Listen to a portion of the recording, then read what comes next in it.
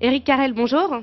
Bonjour. Vous êtes le président de WeThings, cette société qui développe et commercialise des objets connectés spécialisés dans la santé et le bien-être. Alors les objets connectés, on en parle beaucoup en ce moment. Est-ce que c'est finalement le nouvel Eldorado pour les entrepreneurs?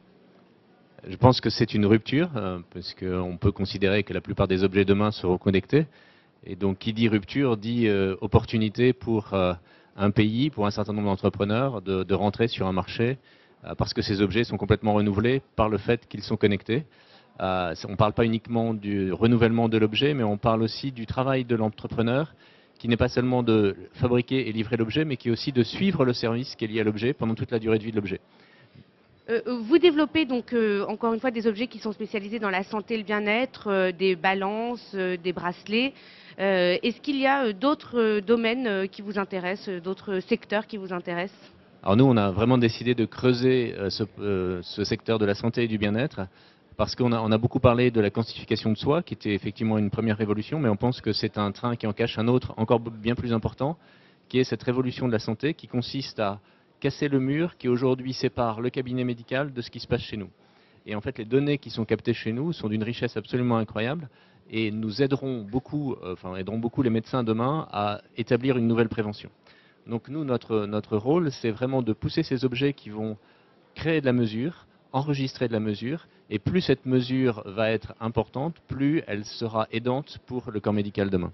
Vous parlez de collection de mesures, alors justement, tous ces objets connectés posent la question de la collection des données, de la protection des données personnelles. Qu'est-ce que vous en faites de toutes ces données? Est-ce qu'on est sûr qu'elles sont protégées? Bien sûr, nous utilisons tous les moyens techniques utilisés aujourd'hui pour protéger ces données. Chaque client nous donne la confiance pour garder pour lui ces données, mais il a toujours la possibilité de les supprimer s'il le souhaite. Et nous avons la possibilité de les utiliser de façon anonymisée pour essayer d'établir un petit peu des analyses quantitatives et donc d'apporter demain des conseils qui seront beaucoup plus judicieux à chacun. On a vu il y a quelques semaines le rachat d'une société également qui fabrique des objets connectés. Il s'agit de Nest, ce sont des thermomètres connectés par Google. Est-ce que c'est Thermostat.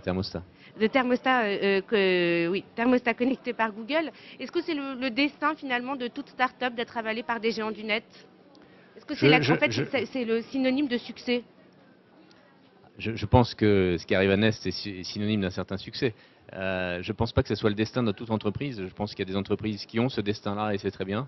Et il y en a d'autres qui sont amenées à être des grands arbres, des grandes entreprises de demain.